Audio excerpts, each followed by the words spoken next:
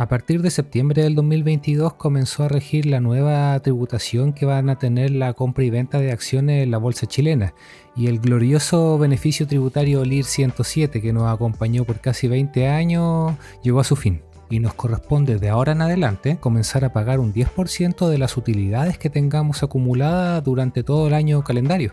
Y llegó abril del 2023 y nos tocó hacer la declaración de renta y en donde ya pudimos ver finalmente cómo funcionaba todo este sistema en la práctica. Y lo más importante, vimos ya cómo son estas reglas del juego y cómo empiezan a afectar nuestras inversiones. Así que quédate en este video que vamos a analizar cómo está funcionando esta nueva ley, vamos a ver qué consideraciones tenemos que tener y ver cómo podemos optimizar de la mejor forma nuestra tributación para ojalá pagar el menos impuesto posible. Así que comencemos.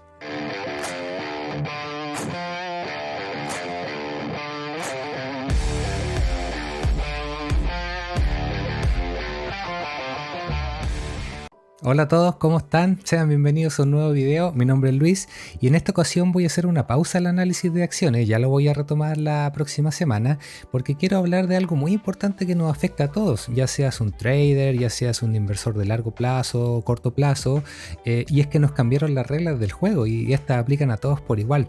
Vamos a ver cómo está funcionando la modificación al beneficio tributario al DIR 107, que tiene que ver con la compra y venta de acciones, para ver más o menos qué tenemos que tener en consideración ahora a partir de este momento para comprar y vender acciones.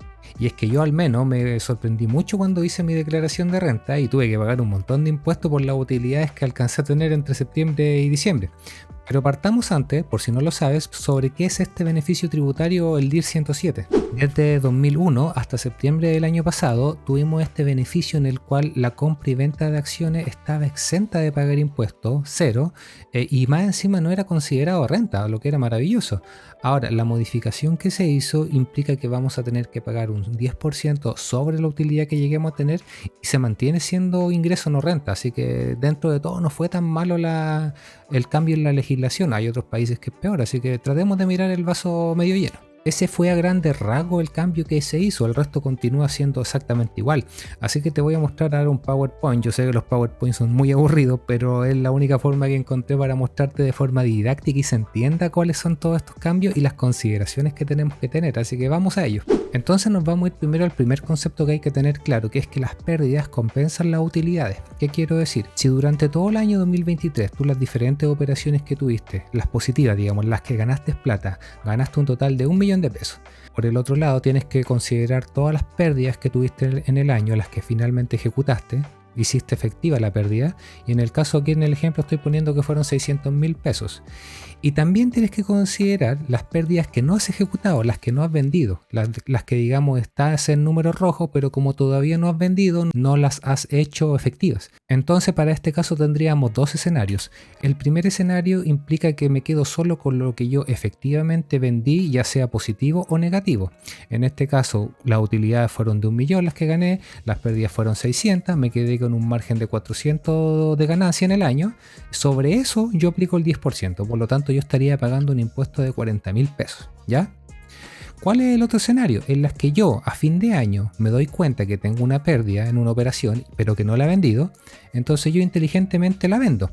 Entonces, ¿qué va a pasar ahí? Voy a considerar 300.000 pesos negativos que yo tengo adicionales a los que ya había vendido durante el año. Por lo tanto, en mi global yo voy a tener 100.000 pesos de utilidad durante todo el año y el 10% se va a aplicar recién sobre ese total. O sea, voy a pagar 10.000 pesos en total. ¿Cuál es la ventaja de esto? Que tú las pérdidas que tengas acumuladas durante el año que no has vendido, las puedes vender un día, en diciembre por ejemplo, y al día siguiente las vuelves a comprar. Y ahí partes de cero ya para el próximo año. Entonces eso te permitió rebajar en el global toda la utilidad que tenías durante el año. Y aquí te muestro más o menos cómo se ve esto en la página del Servicio de Impuestos Internos. Aquí yo tengo un pantallazo de la operación renta que me tocó hacer, borré algunos datos sensibles, entenderán. Y aquí vemos la columna mayor valor, que en el fondo las utilidades que tuviste en el año. Si tú hubieses tenido alguna pérdida, hubiese estado aquí marcada como menor valor. El inversor chileno no tuvo pérdida en 2022. Entonces, si se fijan aquí, te considera todas las utilidades que tú tenías, te las suma aquí en la parte de abajo, lo mismo acá si tuviera pérdidas, y aquí abajo te considera el global, utilidades menos pérdidas, y en base a ese número, abajito te dice cuánto es el impuesto que tú tienes que pagar. Simple, sencillo. Otra consideración que tienes que tener es que las pérdidas, si son mayores que las ganancias, no te van a compensar el global complementario. ¿Qué quiero decir? Otro ejemplo simplecito. Tú tuviste utilidades en tus ventas el año 2022 por 1 millón de pesos. Pero también tuviste otras operaciones en donde perdiste 1,5 millones de pesos. Entonces el total del ejercicio serían menos 500.000 pesos. Como tuviste una pérdida, no corresponde aplicar el pago del 10%. Por lo tanto, tú ese año no pagaste, te quedas en cero.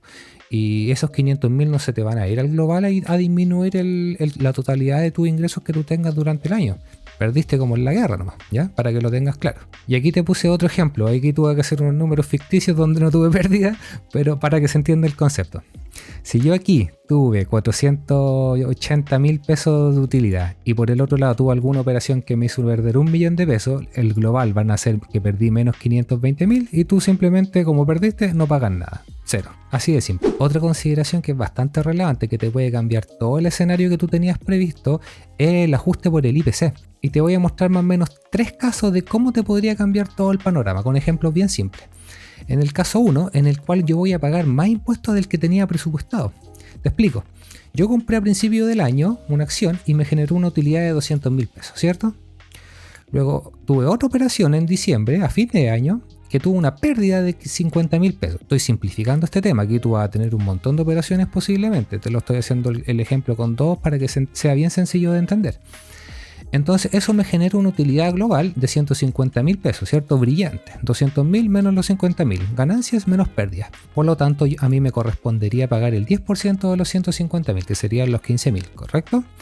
Pues déjame decirte que error. ¿Por qué? Porque tú tienes que considerar el ajuste del IPC que tuviste durante el año.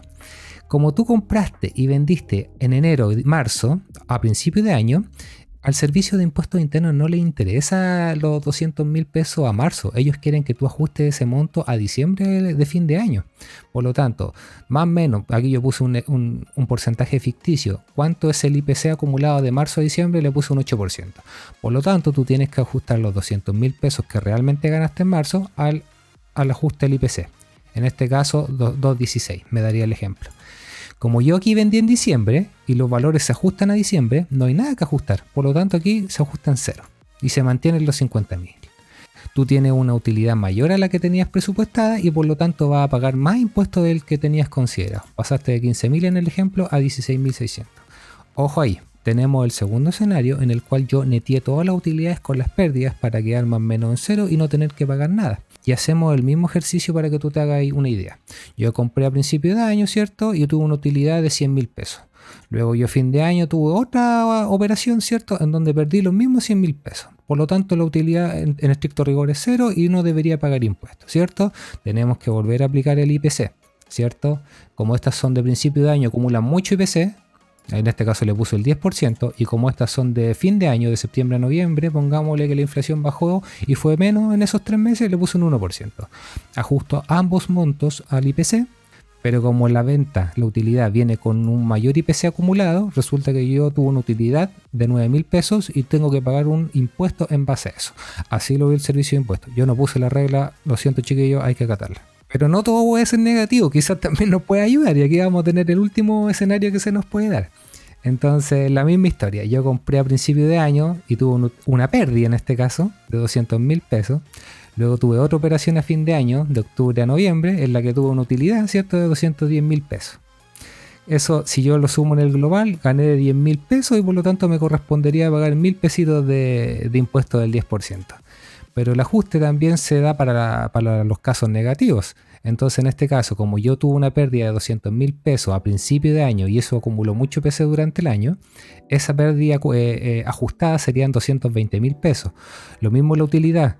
Yo tuve 210.000 pesos, pero como fue a fin de año, tuvo un ajuste menor del IPC. Entonces se me ajustó bastante poco.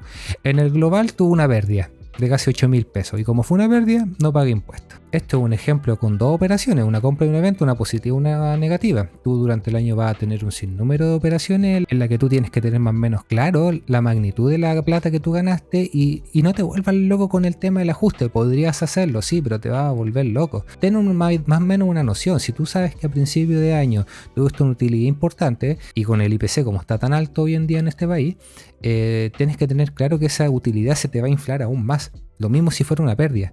Entonces, ¿qué quiero decir con esto? Que a fin de año, cuando tú tengas más o menos claro la historia, hagas ventas de las posiciones que tú tengas, ya sea para compensar utilidades o para compensar pérdidas. Ojo ahí. ¿Y cómo lo veo yo esto en la página del Servicio de Impuestos Internos? Bueno, cuando tú te vayas al asistente de enajenación de acciones y te vayas al detalle de la acción, por ejemplo aquí en esta columna, que la está tapando, pero para que tú hagas una idea, dice factor 1.024, que ese es el IPC. Como yo tuve esta venta en septiembre, ese factor serían 2,4% de septiembre a diciembre. Y si se fijan, el mayor valor que yo obtuve en este caso fueron 521.500 pesos, pero como me aplicó el factor del 1.024 o 2,4%, finalmente me quedó en 534.000 la utilidad.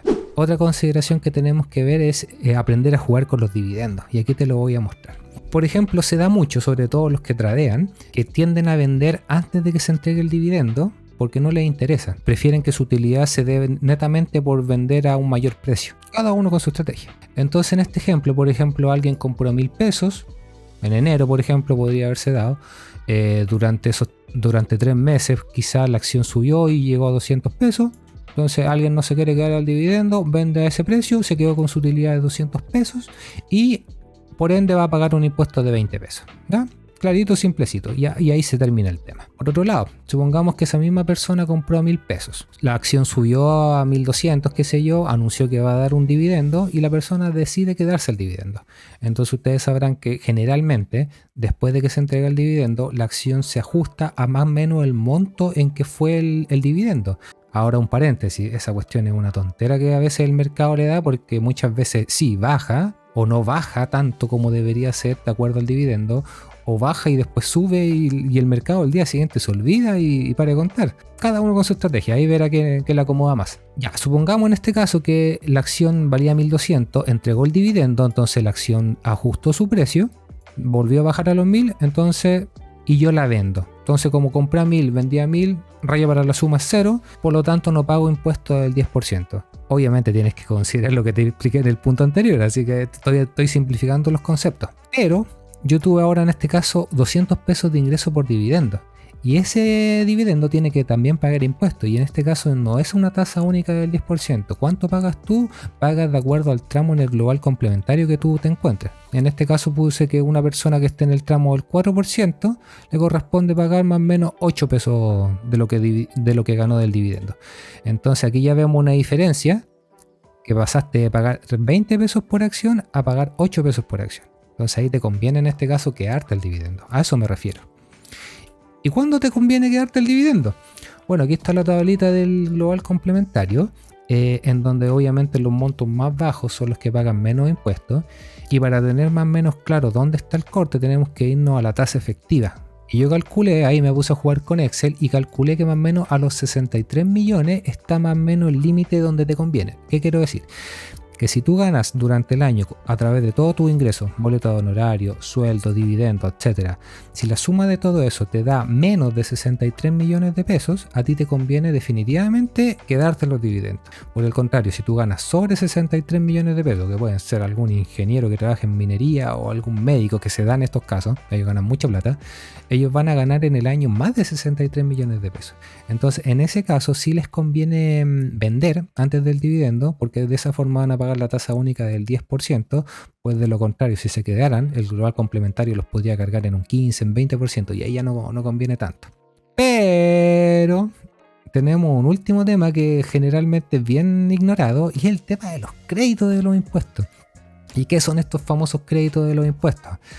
Las empresas, cuando ganan plata, tienen que pagar sus impuestos de primera categoría.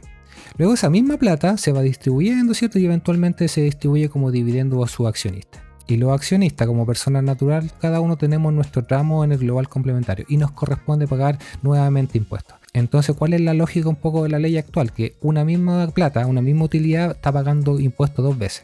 Entonces eso no es justo. Y hasta el 2016 teníamos más o menos el 100% de devolución del crédito. Luego vino Bachelet con su reforma a la educación gratuita, que no es gratuita, la estamos pagando nosotros, y redujo ese derecho a devolución hasta un 65%. Esas son las reglas que nos rigen a día de hoy. Entonces aquí yo también hice un pantallazo de los dividendos que recibí el año pasado, también borré algunos datos sensibles, entenderán. Y aquí dejé uno en una acción en particular donde yo tenía 130.000 acciones, que me pagó un dividendo y gané algo así como 400.000 pesos y fracción. Y si se fijan aquí empiezan las cosas raras que tienen la ley tributaria, donde te marean con tanto concepto, y dice que tengo créditos de impuesto de primera categoría a contar de tal fecha. Tiran un número que tú al final del día no tienes idea de dónde salen estos números, es imposible calcularlo, no te calientes la cabeza con eso, fíjate si tienen o no. Y después si tú sigues navegando a la derecha de la página del Servicio de Impuestos Internos dice con derecho a devolución, o sea, en este caso de los 400.000 pesos que yo recibí de dividendo tenía un crédito de 100.000 pesos. No es malo, todo ayuda a día de hoy. Ahora, por regla general, ¿cuáles son los dividendos que tienen derecho a estos créditos hasta devolución de dinero? Generalmente son las empresas que ganan dinero de forma parejita, como podría ser un banco, una eléctrica, las empresas de commodity, dígase Copec, CAP, CMPC, en el que el negocio siempre le está generando utilidades. Generalmente esas sí tienen crédito asociado al dividendo. Por el contrario, ¿cuáles son los dividendos que no tienen derecho a crédito? Es cuando las utilidades generales son por cosas puntuales. Por ejemplo, Maciza que dio el dividendo ahora, pero fue por disminución de capital, no por utilidades. Ese fue el concepto. Por ejemplo, hay una empresa, el CFI Rentas, que son rentas inmobiliarias, que por algún motivo los dividendos que ellos entregan no tienen derecho a crédito. No sé qué dirá la ley, es la realidad. O cuando se hacen venta de activos, cosas puntuales, que ahí por lo general tienen un tratamiento tributario diferente y ahí generalmente no van los créditos. Es algo muy complejo, es lo que yo sé, lo que he visto, la experiencia que me da. No soy un asesor tributario, no soy contador, no entiendo bien cómo funciona este tema, te estoy comentando lo que yo he visto en la práctica, ¿ya? Esas serían las consideraciones más importantes que tenemos que tener. Yo en particular la que más voy a ocupar va a ser la de a fin de año vender las pérdidas que tenga acumuladas para bajar las utilidades. En mi caso a día de hoy tengo mucha utilidad, no tengo ninguna acción en este momento en rojo, entonces me tocaría estar pagando mucho. Por ejemplo, me voy a quedar al dividendo de Vapores porque de esa forma lo más probable es que la acción ajuste su precio y quede en número rojo, no importa porque me voy a quedar con el dividendo. Y más encima, si la acción de Vapores sigue negativa en el tiempo, ahí la puedo vender para hacer la pérdida y eso me disminuye en el global todas las utilidades que yo tenga. ¿Cuándo conviene hacer esto? Yo creo que a fin de año, ya cuando tengamos una foto más o menos clara, adelantada de lo que tenemos, ahí empezar a hacer efectivas las pérdidas y obviamente recompro el día siguiente si tengo convicción en esa acción o aprovecho y me cambio para no quedar ahí sin nada. Simplemente estoy rebajando el precio de entrada y ya esa me empezaría a tributar para el siguiente año, ahí se parte de cero. Y ese otro tema, ojo, las pérdidas de un año no se traspasan al siguiente. Es decir, si tú este año tuviste pérdida por 2 millones de pesos y esperas que el próximo año te vaya mejor, lo siento mucho, el próximo año tú partes de cero. En ese caso, por ejemplo, si tú tienes alguna acción que vaya ganando, te conviene vender para ganar, para hacer una utilidad, la vuelves a comprar al día siguiente, pero ya estás partiendo de cero y ya disminuiste la utilidad.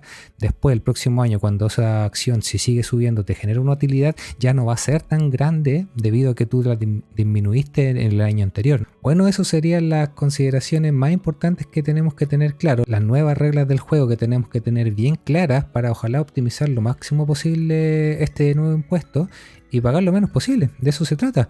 Prefiero que la plata esté conmigo, que yo la esté haciendo rendir, que pasársela al Estado. Que en algún momento se la voy a pagar, pero mientras más tarde, para mí, mejor. Y como les decía, no se vuelvan locos con el tema del ajuste del IPC, de estar compensando pérdida y ganancia a lo loco. Los traders lo tienen súper difícil porque ellos tienen muchas operaciones durante el año, se van a volver locos.